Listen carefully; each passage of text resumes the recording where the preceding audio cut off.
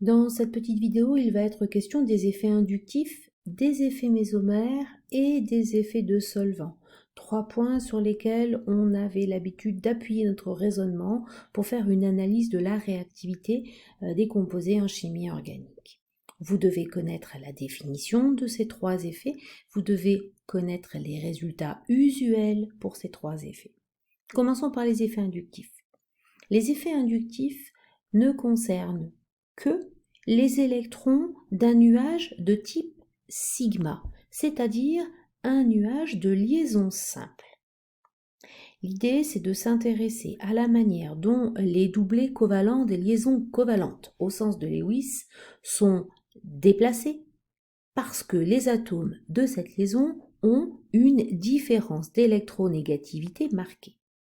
Travaillons sur l'exemple de la molécule HCl. Lorsque j'écris HCl, je sais bien évidemment que l'atome de chlore est plus électronégatif. Donc, puisqu'il est plus électronégatif, il va attirer vers lui les électrons de la liaison qu'il échange avec l'hydrogène. Bien entendu, à cause de ce déplacement électronique, le chlore va acquérir une charge delta-. Je peux donc dire qu'il a un effet attracteur sur les électrons de la liaison et je vais préciser mon vocabulaire en parlant d'un effet inductif attracteur. Il induit l'apparition de charge parce qu'il attire les électrons. Alors comme dire effet inductif attracteur, c'est long, on a pour convention de parler d'un effet plus I ou moins I. Comment ne pas se tromper ? Eh bien, regardez la conséquence qu'a cet effet sur la charge de l'atome dont vous voulez parler. Pour le cas du chlore, la charge est une charge delta- une fois que les électrons se sont déplacés. On dira donc que le chlore a un effet moins I attracteur. Je retourne mon vocabulaire, je m'intéresse maintenant à ce qui se passe du côté de l'hydrogène. Bien sûr, à cause de la différence d'électronégativité, l'hydrogène voit ses charges devenir de plus en plus positives. Il a un caractère delta plus qui se met en place, tout simplement parce qu'il semble donner ses électrons à l'atome le plus électronégatif. Il engage donc un effet inductif donneur, et pour les mêmes raisons que précédemment, puisque sa charge devient delta+, je dirais de lui qu'il a un effet plus I. Alors première remarque, quand vous nommerez un effet, on est bien d'accord que vous nommez l'atome responsable de cet effet, puisque dans une répartition moléculaire, il y a toujours un effet plus I pour un effet moins I. Celui qui attire a un effet moins I, celui qui laisse partir a un effet plus I. Il faudra donc bien préciser de quel atome vous êtes en train de parler. De quoi devez-vous vous souvenir? Que ce déplacement d'électrons le long d'une liaison est quelque chose qui va avoir un espèce d'effet de domino. Imaginez qu'on ait maintenant non seulement une liaison, mais par exemple 2 ou 3 liaisons. Et imaginons que dans cette histoire, ce soit A qui soit l'atome le plus électronégatif. Il attire les électrons, il pique les électrons de B, qui bien entendu a toutes les chances du monde de ne pas se laisser faire et qui va essayer de compenser le déficit qui vient d'apparaître sur lui à cause de l'effet moins I qu'exerce l'atome A. Eh bien, pour les compenser, il va à son tour essayer de déplacer les électrons de la liaison qu'il échange avec C, qui à son tour aura un effet delta+, dû par conséquence à ce qui se passait sur B, et puis on comprend comme ça que cet effet de domino va amener des déplacements électroniques sur la longueur de la chaîne, mais bien entendu, ces différents effets vont s'atténuer. Je vous rappelle qu'on peut considérer qu'un effet I, ça peut s'exercer sur environ 3 à 5 liaisons en étant très large, 3 à 4 dans la réalité. Inversement, si sur un même atome se greffent des groupes ayant des effets inductifs identiques, les effets seront cumulatifs. Alors ça c'est intéressant sur un des rares exemples que vous devez connaître sans justification parce qu'elle est compliquée si on se limite à l'existence de la différence d'électronégativité. C'est le cas des groupes alkyles, les groupes carbonés. vous avez appris, vous devez admettre que ces groupes ont un effet plus-I donneur. Ça veut dire qu'un groupement CH3 aura tendance à laisser partir ces électrons vers la chaîne carbonée à côté. Alors évidemment, l'effet plus-I exercé par un simple groupement méthyle sera plus petit que l'effet plus-I qui va être mis en œuvre par un groupement éthyle, puisque dans le groupement éthyle il y a 2 carbones, l'effet sera pratiquement le double. Et pour mettre en avant le côté cumulatif, il est évident que si vous vous intéressez à un groupement par exemple de type isopropyl, l'effet plus-I sera de plus en plus fort, un effet plus-I croissant lorsque je me déplace dans ce sens-là. Deuxième volet des effets mis en œuvre en chimie organique, les effets mésomères. Alors c'est souvent quelque chose qui vous a posé beaucoup de problèmes quand vous avez appris cette notion-là. La première difficulté vient du fait que pour parler d'effets mésomères, il faut s'intéresser à des électrons de type pi. Il faut donc que ce soit des électrons qui soient portés par une double liaison ou en tout cas un système équivalent à une double liaison. Nous n'avons plus au programme la possibilité de démontrer ce qu'est un nuage pi, mais vous devez savoir un certain nombre de choses. D'abord, on dit de ces électrons-là qu'ils sont conjugués. Et il faut savoir qu'un système conjugué, c'est un système qui se repère graphiquement de manière très simple par l'existence d'une alternance entre les différents types de liaisons qui constituent la chaîne. Les fameuses alternances que vous devez connaître sont au nombre de 3. Une alternance simplement avec des doubles liaisons et des simples liaisons. J'appelle ça l'alternance double-simple-double. Cette espèce de petite musique-là me permet d'affirmer qu'il y aura un effet mésomère. Je ne sais pas pour le moment dans quel sens les électrons des doubles liaisons vont se déplacer, mais je peux affirmer qu'ils viendront se déplacer et que je pourrai écrire des formes mésomères. L'autre alternance que vous devez repérer, c'est une alternance double liaison, simple liaison, doublet non liant porté par un atome en bout de charge. Et enfin, la troisième alternance est une alternance entre une double liaison, une liaison simple et une lacune.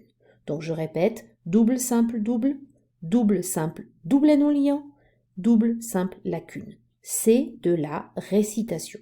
Dès que vous repérez dans un enchaînement moléculaire cette petite musique-là, vous savez qu'il y a des effets mésomères. Et ce que vous devez savoir, c'est que ces effets mésomères sont extrêmement importants parce qu'on a pu établir et on admet qu'ils s'accompagnent nécessairement d'une stabilisation très forte de la molécule. Par conséquent, dès que je repère la possibilité de mettre en œuvre des effets mésomères, eh bien, je vais les mettre en avant. J'en profite pour rappeler que, en cas de compétition sur des déplacements électroniques entre des formes mésomères et des effets inductifs, ce sont les effets mésomères qui vont systématiquement être prépondérants. Les difficultés que vous rencontriez étaient de savoir s'il fallait mettre en œuvre des effets dits plus M, qui sont des effets donneurs d'électrons. Le groupe que j'étudie va prêter ces électrons au reste de la molécule, ou si ce sont des effets moins M. Alors déjà, première remarque, pour parler d'effets mésomères, il faut la petite musique de l'alternance. C'est-à-dire que je ne peux pas parler d'effets mésomères si je considère juste un substituant. Imaginez donc que je m'intéresse à une molécule dans laquelle il y ait une double liaison carbone-carbone, toute simple, avec que des hydrogènes autour si besoin, et que j'accroche en position alternée un groupe qui, du coup, donnera un effet plus M ou moins M. Dans le cadre d'un effet plus M, il suffit que vous vous rappeliez que un substituant, quel que soit l'atome, qui possède un doublet non liant, dans la fameuse petite musique double, simple, doublet non liant, alors ce groupe va avoir la capacité de prêter son doublet non liant en l'envoyant vers le système conjugué. C'est ce que j'appelle un effet plus M donneur. Vous n'avez pas oublié, j'espère, qu'entre deux formes mésomères, j'écris une flèche très particulière, la flèche simple trait avec 2 têtes, qui est là pour rappeler que c'est un déplacement d'électrons au sein de la molécule, ce n'est pas une réaction chimique.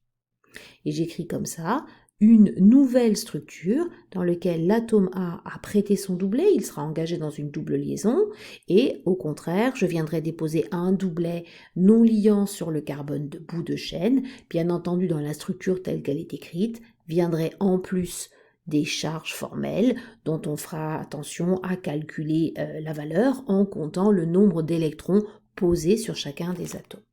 Donc je répète, des effets mésomères donneurs, je cherche un atome en position conjuguée du reste de la molécule, d'une double liaison carbone-carbone par exemple, et qui possède au moins un doublet non liant capable d'être prêté au reste de la molécule.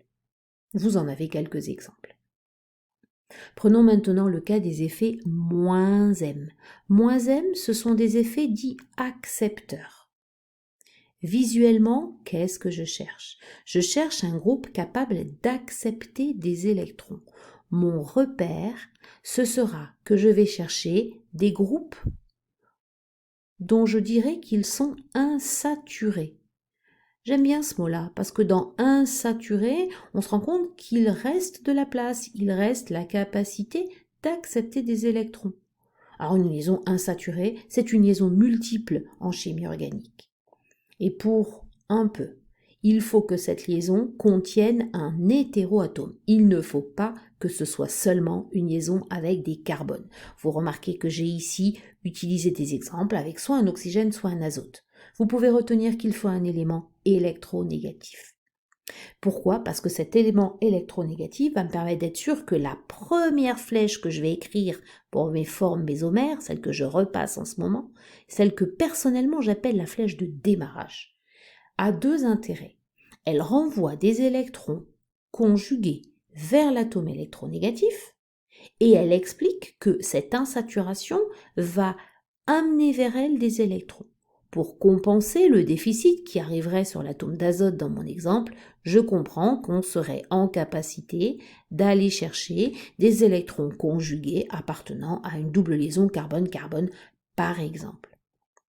Petite remarque intéressante, si je m'intéresse à un effet mésomère donneur, vous remarquez que pour commencer cette écriture, j'ai mis une flèche qui va de l'atome extérieur vers le centre conjugué. Une seule flèche suffit pour commencer.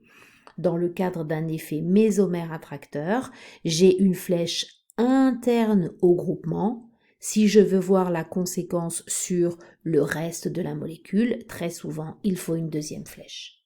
Inutile de vous dire qu'il faut que vous vous entraîniez de manière importante sur les exercices permettant d'écrire des formes mésomères et permettant de nommer des effets I ou des effets M. Vous en avez plein dans le TDO1, je compte sur vous pour que ça soit fait en détail. Rapidement, quelques notions sur le solvant. Rappelez-vous qu'un solvant peut avoir un rôle actif au-delà de la dissolution des composés, il intervient dans leur séparation, nous avons fait récemment une extraction liquide-liquide en TP, mais il va intervenir aussi dans le phénomène de purification, ça c'est pour le TP de la semaine à venir. Un solvant procède par interaction électrostatique avec les différents composés qu'il va solvater. Les interactions électrostatiques peuvent être celles de Van der Waals, Kizom, Debye, London ou des liaisons hydrogènes. Vous le savez, l'intensité, la force de ces interactions va conditionner les grandes catégories de solvants que vous devez connaître. Je vais commencer la liste par le bas. Les interactions les plus fortes sont les liaisons hydrogènes. Pour engager une liaison hydrogène, il faut que j'utilise un solvant dont je dirais de lui qu'il est protique, capable de posséder un H à caractère acide, un H fortement delta+, engageant des liaisons hydrogènes. À partir du moment où un H est delta+, on est d'accord que cette molécule est obligatoirement une molécule polaire.